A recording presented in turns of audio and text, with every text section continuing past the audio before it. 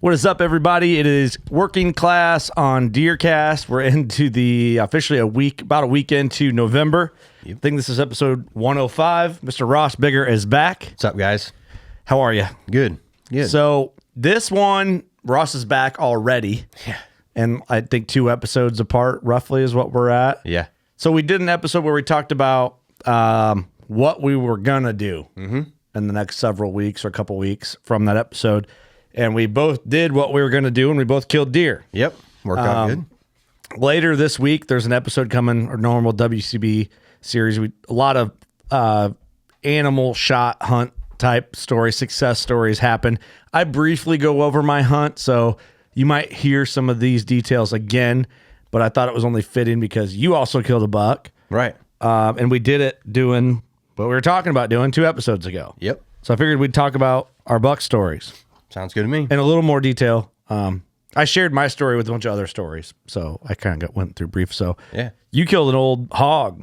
Yeah, he was a cool looking buck. I mean, I went in, it was a hanging hunt, and I went in, and it was the wind was great for my spot I was going into. The scrape lines I was on, I think there was like 9 different scrapes. Yeah, because that's what you talked edge. about last episode. Yeah, Like, that's where you're it putting was- your energy. And there was a couple rubs. I know you asked about that last time. There was some rubs there too, but the scrapes were just getting hammered. So I went in there and I hung a stand, and I got in about an hour ahead of daylight, so had plenty of time. And I sat there and waited, and as the woods woke up, I started hearing, I could hear grunts off in the distance, a few here and there, different directions. But the closest one I heard was basically straight upwind of me down in the bottom. And I heard 2 grunts, and then it was quiet for a little while. And then a really nice doe came through, and a fawn came behind. I mean, it was like the deer just started pouring up out of the bottom, coming my direction. What you want? Cool. What you want?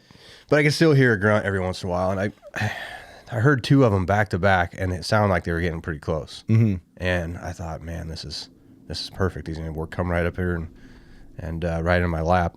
And then I see 2 does coming, and I thought, oh, he's going to be right behind him. And I keep watching behind him, and they're working right underneath me. And still having the wind in my favor, and they're just kind of moving on down out into the open field. And I'm looking at this great big doe. She was Thick mama. She was a thick mama. She was good. And the fawn that was behind her, I mean, pretty good sized yearling. But anyway, I'm looking at her. I heard the grunts, didn't hear another one yet. Kept looking up back the trail, the trail come on. And I all of a sudden look right at her, and she goes, beep. Really? Like a full on grunt. I swear to God. Never in my life. She burped. It had to have been what it was. I mean, that's all it could be. many Christmas. I mean, it was like, it sounded just like I've a heard grunt. does grunt. Do you ever see does kind of like establish Yeah. their pecking order where they like leg each other? Yeah, I don't know. Leg- Whap each other? I don't know. You know what I'm talking about? They do that. They stand up and high five. Yeah, I've heard one actually in the last couple of weeks heard that happen. 2 does were kind of like Yeah. smack each other up, and I heard a little grunt, and I was like, Yeah. Nah, I had to have been a burp or something. I don't know. But yeah, we'll go with that. So it was a burp. I was like, okay, that's wild. So is that what I've been hearing this whole time? There is no buck, and it's her. And Yeah. maybe, I don't know. I mean, it is kind of like a new trend thing. It's getting pretty popular. So I Yeah, didn't in know. society, yeah. I couldn't see anything. Yeah. I mean, I couldn't see, there's no antlers. Her, him, Her, him, it, them. them, zen. I don't know. Zine. So anyway, so then after they move on, I can heard another grunt down in the bottom. So I thought, Another what? shim down there. Yeah. There you go. Shim. I'm gonna find out what this thing looks like. So I went Grunt bleeded. ahead. Yeah, grunt bleed. Is that what happened? No, I just went straight to the horns, and I hit my rattlers. I went through a full sequence, and I put them back in the bag and sat there and waited. And pretty soon I could see the top of a small tree just getting worked hard. And then I could see tines, and I'm like, all right, he looks good. And real dark body on him. So I get my phone out, and I pull my binos up first, and I'm looking at him, and I thought, man, he looks cool. He's got tines going everywhere. I might shoot this deer. No, I'm not going to shoot this deer. I'm just going to film him for a minute and see what he does. And I started filming him, and he come up closer and closer, and I'm looking through the screen on my phone as I'm filming, And I zoom in a little bit, and he turns his head, and I can see like an extra, like unicorn looking tine coming out of his forehead, and had some crazy stuff going on. I'm like, oh man, this deer's cool looking. I looked up from my phone to actually look at him, and with the naked eye, I'm like, oh, he's a mature buck. Like this is a nice one. Yeah, I'm gonna shoot this should deer. probably be shooting this deer instead of filming I'm him. gonna go full draw. Yeah, he's like 25 yards broadside, just stand perfect, picture perfect, and my bow's hanging on the hook. So, anyways, I decide I'm gonna shoot this deer. I put my phone down. He walks behind a tree. I grab my bow real quick, clip on, get ready to go to full draw, and my fingers were like froze solid because it was cold then, and I went to go pull back and I bumped my release like just as I started putting pressure on the string. And the arrow barely leaves the bow and just goes stoop. Oh, I didn't know about that. Straight to the ground. I'm like, oh, and he snapped his head back and looked because he heard it. I'm like, maybe I'm not supposed to shoot this deer. And then I turned around and I'm like, well, he's gonna move on. Well, he stepped behind another bunch of brush and stuff. Didn't have a window at all anymore. He was basically gone. And I went ahead and reached for another arrow and I put it on, and he turned and just started walking right towards me through all this brush. Comes all the way to the base. Well, he's like 8 yards away, and I go to full draw before he gets there, and he comes right into basically where I ended up shooting him at, but there's a big limb in the way. Yeah. And looks right up at me. I'm like, oh man, I gotta like shrink down. So I shrink down real slow. He looks away, so then I drop down to get underneath him, and anyways, I was able to get an arrow off, and he ran off. Didn't go very far, and it was perfect. So Money. yeah, He's cool old buck, like character. And yeah, just wild looking tines, and yeah, he's just old character, big, mature, big, long face, dark body. He was cool. So yeah, definitely not my biggest deer. Perfect deer to anywhere shoot close though, to it. really. Just a really good. It was just a great hunt. I was excited, and it was a fun hunt. So, yeah, that's awesome. Yeah, I was pumped to see you get that because I got the video. So you send the video in the group that we're in. And I'm like, oh, dang, that's a cool old buck, you know? But I just didn't know. And you're like, he's dead. It's your next response. I'm like, oh, wait, no, you shot this deer, huh? I'm like, nice. Yeah. Pretty cool. Yeah. Yeah, man. That was 2 days after my hunt I believe that's right. or the day after? Mine was the 30th of October. Mine's the 27th. There you go. Yes. I believe it was the 27th. Yeah, I think so. All the days run together. I know, especially lately, it's like crazy. Like we're already in November, you know, the 7th of November, whatever today is. So, yeah, mine kind of, I guess, kind of similar. I have mine filmed with a Tacticam, hashtag not a sponsor. I like to have it on there for like shot review and shit, even though it sucks pretty bad for like when it's on your stabilizer to like watch like impact because it's so much I mean, I don't know what camera could handle that, honestly. Right. But nothing against Tacticam, but You mean on the initial shot, like the shock of the bow. shock of the bow runs through it and just Yeah. But you can still kind of see what's going on. Yeah, kind of. But yeah, the 27th, I remember being calm and fairly. There was a cold front coming that day, the one we had talked about on last week's episode with Lee. Yep. So anticipating deer to start moving. I really just sat there comfortably, and I basically sat on what I don't know what other people call. I call it like an internal fringe. Mm-hmm. And what I mean by an internal fringe, I'm kind of sitting. There's a terrain feature. There's like a big ravine cut that comes down with a really old log road that comes down and loops around like kind of in a horseshoe below the ravine, and there's cut beans on the top, cut corn on the bottom, and I'm in like a fairly decent block of timber. And I feel like a lot of the deer will cut in there and bed up in that timber. And there's a lot of big mature oaks where like storms had knocked the tops off of them. Oh, yeah. And they're kind of laying all over there. So you can't really see very far in there, but it's kind of fun to sit. I went in there with my tractor this summer, and there was a tree that fell over on this log road, and all the deer were kind of reverting around it. So I could see where the deer were reverting. So I took my bucket and pushed the tops of the trees that fell where they were going. Yeah. So they'd use this road, which is right there in front of the stand. Oh, that's in cool. the spot. So it's a really cool area. But this old internal fringe, what I'm calling the road, internally in the timber, is scraped up. Yep. And so, obviously deer are there, and it's scraped up from the bottom, and there's scrapes going all the way up, and I put a rope scrape right in front of the tree, and it's just I focused on scrapes, like we talked about two Right. episodes ago when we were talking about our game plan. And it's a buck in the area. I just call him the heavy 10. Yep. Big mature buck. I think a 5 or 6 year old type deer. Heavy beams, heavy tines. Just a good, solid Midwestern deer that you think about. And I sat there till 9, quarter after 9, in that ballpark, 9:15, somewhere in there. Yep. And I messaged the group, and I'm like, I'm gonna rattle. I hadn't rattled or called at all really up to this point. And Lee responds in the group, do it. So I'm like, all right, I'll do it. So I grabbed those. Have you seen those rattling antlers I got? Yeah, those are awesome. Carved did.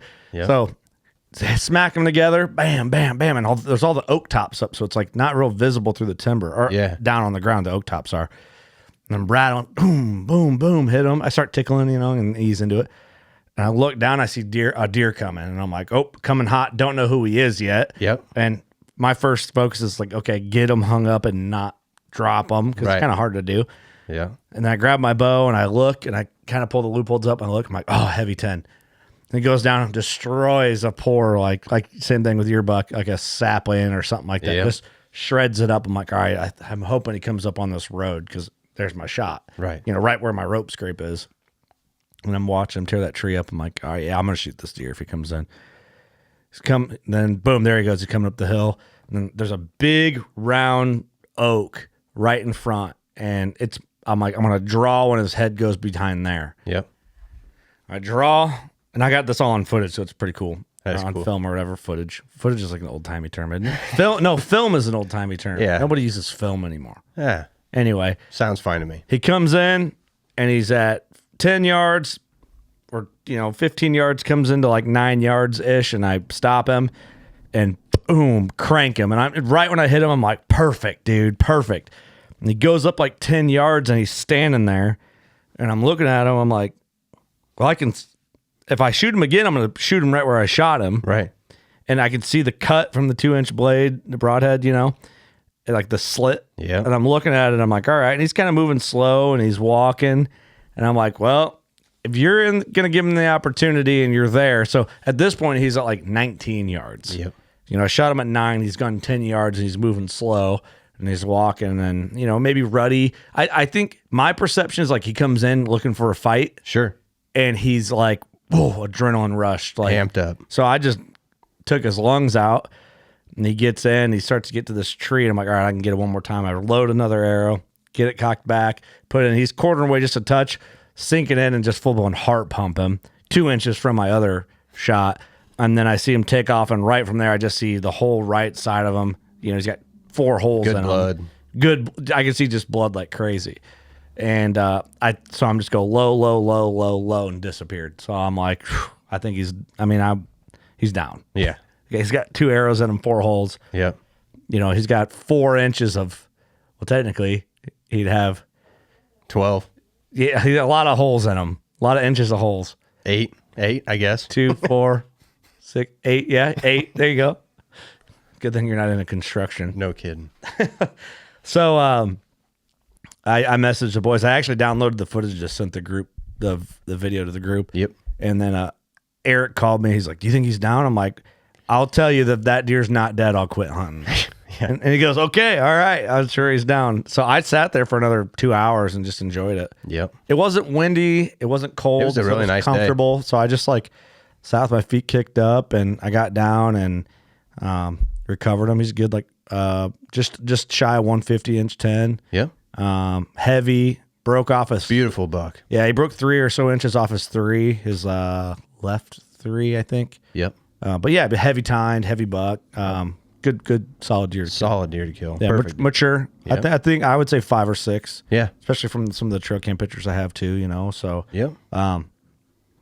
it's a great hunt. Absolutely. Fast story, man. But not everything needs to be overtold. I Right. guess Yeah. So No, it's a good way to start, and we both still have tags in our pocket, so that's right. a lot of season left. A lot of season. Yeah, we're here in the first week of November.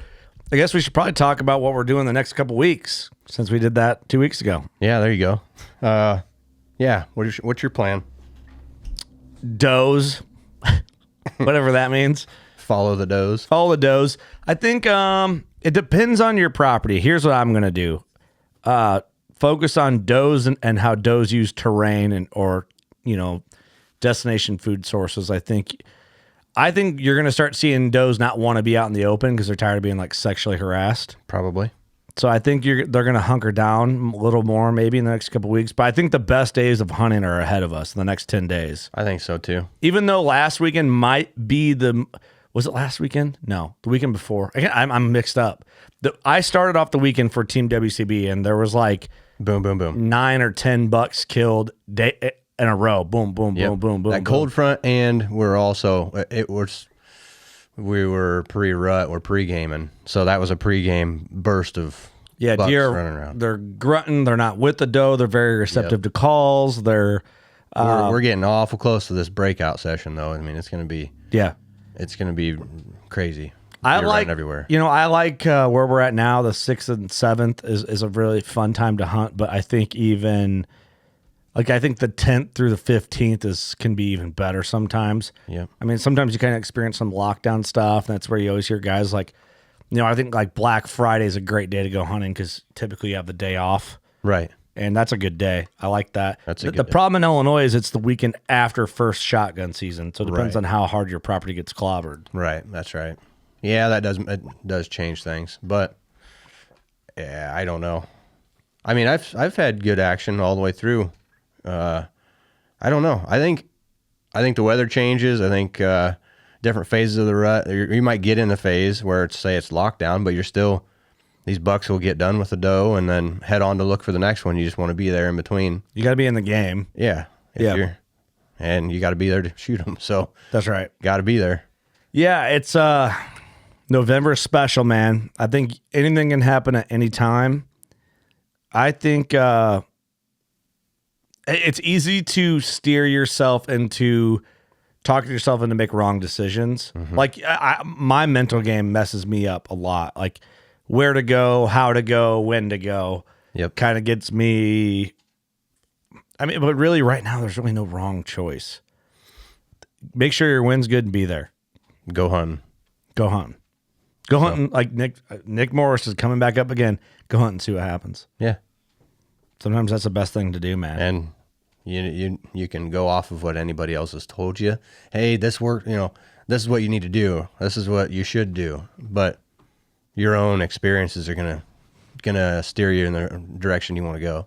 Yeah. You can overplay it in your head and mess it up and go somewhere you shouldn't have, and then when you should have just went hunting where you really wanted to and just did it, and it would all work out. This time of year, you might think he's gonna walk through this shooting lane right here. But he doesn't. They never do. They always go on the other way. It's sporadic. Yeah. It's like a giant shotgun blast right now. It's like, I don't know, for the most part, you just don't know what to expect. And I was talking to Austin the other day. I'm like, I have some good deer and what I would like to kill and get on. I was like, but I just don't have like a game plan and it sucks. And he goes, dude, those deer are not going to be on their feet more in daylight than the next 10 days. Yep. He goes, so just be out there. And I'm like, that's really good sound advice. Just go. That's cool. Just be out there. Yeah. Make sure your wind is as good as it can be for you and your situation and hunt. And I think don't over stress about your game plans here in the next 10 days. And I'm going to be doing what I think I should be doing is just being out there and last year's activity, what I know that certain deer that I'd like to shoot typically do. And I'm just going to be in the mix. Yep. There's some details of a story that's currently unfolding. I'll say that. And I'm on an emotional roller coaster currently. Yep. And this is being actually recorded before the episode later or after the fact. This episode's being recorded after the episode that launches later this week in WCB. So since that one has been recorded, there's a story in the works right now. Yep. So we're trying to figure out the rest of the details of this story. We'll get it. But it's go time. Mm-hmm. It's been It is. It's been go time. But also too, don't blow your load. It's the first weekend of November. Yep. Here in Illinois we have over 2 months. Mm-hmm. Yeah. And when you hunt like we hunt, it's a long time. It's a long time. Yeah, you got to be pretty. We have to be pretty stingy with our one and only tag left. You and I, dude. It's a good place. You to and be. I. Yeah, it's a good place and a bad place at the same time. It's like then because there's so many deer that can pop up at this point, you don't even know. It's like yeah. roamers and all that. Desperation. Yeah, late season bucks. Yeah. Part of me, part of the conversation that I had with Austin when he was like, "Oh yeah, the next 10 days they're not going to be on their feet more in daylight." I'm like, part of me is looking forward to late season to have deer get on a pattern. Mm-hmm. And he's like, "Yeah, I get what you're saying. Right. Very Ross like you like your late season for that reason." Mm-hmm. And that's when he said that. He's like, "Yeah, the next 10 days they're not going to be on their feet more during the day than they are in the next 10 days right now." Yeah. So I'm like, okay, yeah, that's a good point. Yeah. No, that's exactly right. Grind it out while you can grind it out. Yep. And then maybe step back, get refreshed, family time, date nights, hang out with the kids. Then go after it when maybe it's more patternable. I don't know. Form a plan later. Formulate a plan. Right now, it's the breakout. It's leading into the breakout session. So it's just a matter of you got to be there. Wild things happen. This is crazy. They just run around like. Well, sorry, let me ask you this. What's your game plan for the next 10 days-ish? So get us to like November 16th. And just before first shotgun season here in Illinois. First firearm season, I guess. I guess there's rifles now. Yeah. Yeah. Straight walls. Yeah. So my game plan, I mean, I have different spots that I really like to hunt, but we're getting into that like all day sit type of time of year. So I like rolling hills and then getting in between doe bedding areas. I mean, if you can figure out where the does are at, like you started talking earlier with does, figure out the does. You just know that there's good bedding areas. Just get in between them. Yeah. And hang out. Food sources can be good if that's where the does are at. Field edges. I mean, I don't want to hunt a field edge right now. I want to be on like a bottleneck or a pinch point or in the timber. Even if I'm in the timber, but I'm off a field edge, I want to be 20, 30 yards in the timber. Field edges don't feel motivating. I know what you're saying. Yeah. I think the bucks are going to be cruising the downwind side of field edges and just staying in the timber. They're not going to go parade out and about, I don't think. Because right now, it's as fast as they can find the next hot doe, and they're not wasting any time worrying about food and where's the water at. They're just looking for does. Yeah, they're getting to it. And I'm not going to sleep. I'm just going to run all night long. And Sounds like a pretty good time. Yeah. I mean, seriously, that's what. It's Doug and trade show season. Right. That's right. Just getting downwind of bedding areas. Yeah, I think I agree with you, man. Like sitting just a regular field edge does not feel motivating until you see a doe pop out with a buck behind her, and you're like, oh man, all of a sudden it's kind of fun. But I know what you're saying. I know exactly what you're saying. Yeah, I'm not saying don't hunt a field edge because I've killed deer in the past where it's not as motivating. So I've had my back to the field, but I'm hunting the timber, watching the trails, 20, 30 yards in the timber. Yeah, and have had a doe come by, and she's going to the field, and he's following her and walk right out, perfect shot, and it's a done deal. But I want to focus more on the trails, the pinch points in the timber leading out to the field. Solid game plan. And two, when you see a deer in that terrain, your odds of a shot are much greater than hunting a field edge. Right. They could be 50 yards tending a doe or whatever, but no, I think that's good game plans. Yeah. All right, let me ask you this. Since that got brought up, what do you think of the Illinois straight wall cartridge introduction? I don't know. I mean, I don't know much about them to have. I'm not against it. I mean, I don't know enough about them anyway to have a. Can they shoot that much further than a modern muzzleloader? A little bit, but not. They're not. The farther out you get, the less accurate they are, I think. So, I mean, but they're still. I think it's a good deal. I mean, good for kids. Good for older guys that just want to go out and run one of those. I guess I don't know. I'm not much of a gun. You don't have an opinion, huh? No, I don't. I don't think it's. I think Interesting. I don't think I have a problem with it. But I'm telling you right now, it's not an air bow, so that's the main thing. Thank God. All right. Do you feel the same way about straight wall cartridge rifles in Illinois as you do crossbows? Like, do you care about the crossbow thing? Nah. You don't care? No, I don't care. Yeah. I hear you. I mean, It's tough to actually care. I mean, you do you. That's what I'm going to say. I'm not going to have one, but until I have to have one. Until you have to, or, you know, right. break an arm again. Yeah, right. Yeah. I will have to run one if and when I break my arm again, I'm sure. So I saw Don Higgins made a comment on another podcast. I got the clip sent to me 1,000 times, which I thought was quite funny. And I don't remember. I don't really watch all of anything that gets sent to me because I have ADHD, I think. But kind of got around to like saying that crossbows are like transgender people or something, like they want to conform shit so they can still have success somehow or something like that. Like, which is hilarious, man. You know what? Yeah, sure. I kind of agree with them. yeah. But I also like, you know, I don't know if it should be illegal. I guess it depends what podcast you catch me on. Yeah. And how much I had to drink. We're drinking White Russians today. Right. And it's a hunting camp tradition here at the studio, White Russians. But they feel a little more accepting to drink midday. Yeah, there you go. Right? For breakfast, I mean. Take a nap. Yeah, take a nap, have a White Russian. I don't know. I don't feel like it needed to be past the rifle thing from my perspective. Like, why? Yeah, I mean, it's Like, what are we doing? Like, muzzleloaders, you can already kill deer with muzzleloaders at 250, 300 yards. I hear about anyway. I'm not in and around enough guns to be concerned about it or even interested to read about it because I don't care. I don't care either. Yeah. Like, the thing is, I mean, we're not in the timber when the guns are going off anyway. So yeah. I mean, I'm not saying that I won't ever because I've grown up shooting deer with guns, but when I've got archery tags, I don't want to take my gun out. Yeah. Unless he's like really, really big and I can't get him killed with my bow, then I'm going to last ditch effort. Yeah. Pull a It's like out. warranted enough to where you're like, okay, I've got enough time invested. I'm just going to cheat and use my muzzleloader and shoot him at 4 or 5. So I grew up with some guys when I was a kid hunting, and they were hardcore bow hunters only. Yeah. And I like really looked up to these guys, and they would call firearm season in Illinois cheating season. I'm like, oh, you're going to go out there and cheat?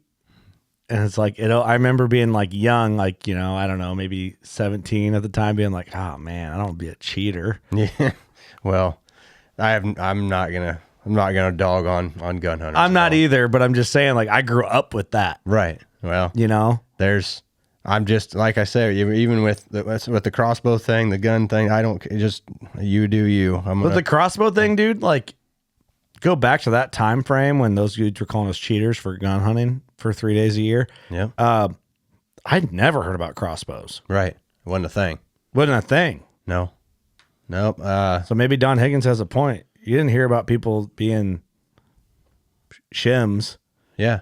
in 2005. No. It's new. And if they were, you bullied them until they just were no longer a shim. Yeah. Honestly, I mean, it's true.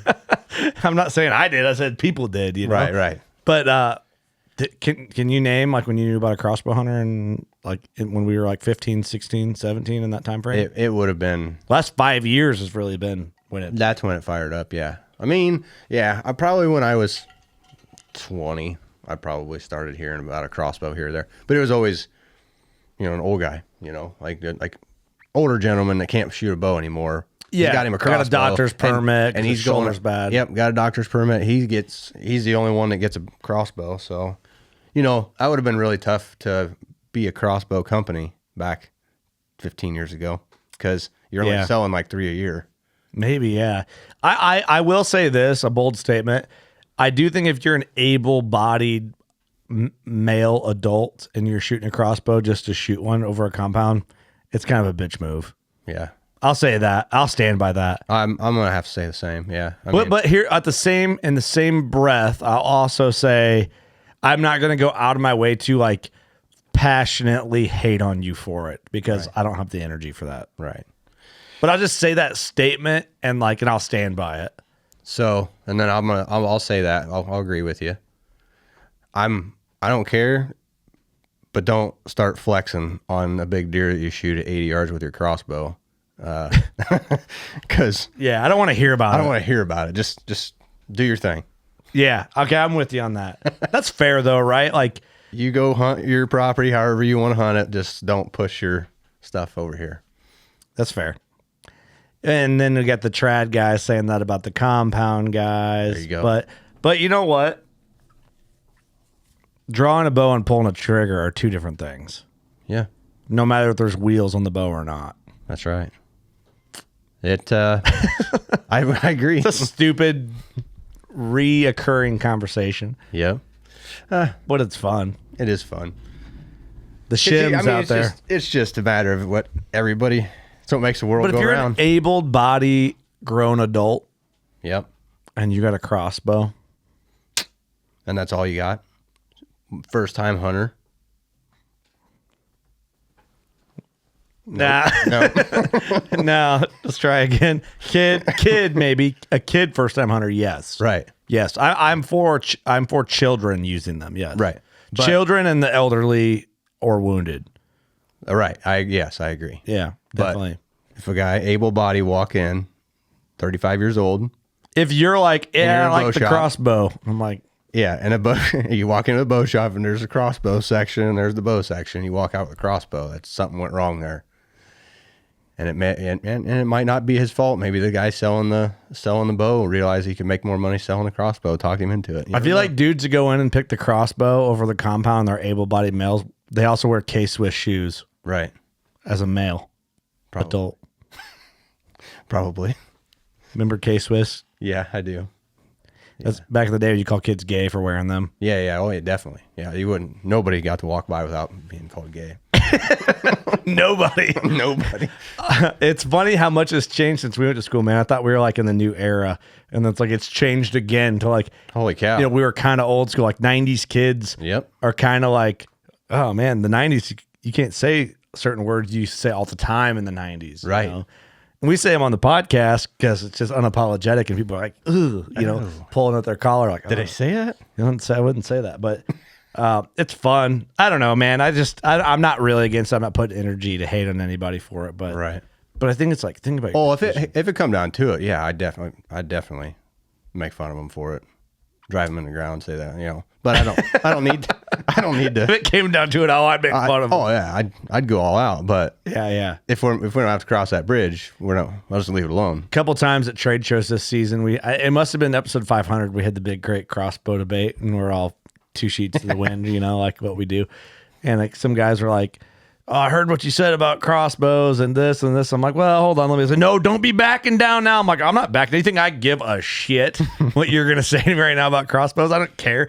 I say it on air every week, you Yeah. know, and I regret some of it, but I said it, so whatever." Yeah, I don't know. It's silly. Yeah, I don't know. I mean, I bought a crossbow, so I own a crossbow for my kids. I bought it what the heck? Like a benefit. Like a banquet. It was or it was a benefit, and nobody, like, this nice crossbow sitting there, and some dude bid on it, and it was gonna go. It's like $1,000 crossbow, I think. I don't know, something. Oh, geez, that much? Yeah. Anyway, it was a nicer looking crossbow, and we're at a benefit, and this dude was gonna walk away with a smoking deal, and I bid it up. Like, I doubled what he was on just to let him know. like, come on, we're at a That's benefit. mine. Yeah. Just to see if he would go again. You're helping It's still somebody. still a pretty good price for it, and that's like $500. I took it from like 150 to 500, and I'm like, and I just sat there and waited for him, and he didn't go again. I'm like, well, I'm giving $500 for this crossbow. So I took it home. It sat in the box for like 2 years, and one day I decided I was going to get it out and put it together and see what it'd do, and I shot it, and I was like, Was it strung up in the box? I don't remember. Yeah, I think it was. Really? I think it was. I don't remember. So I know Austin has a crossbow for his kid.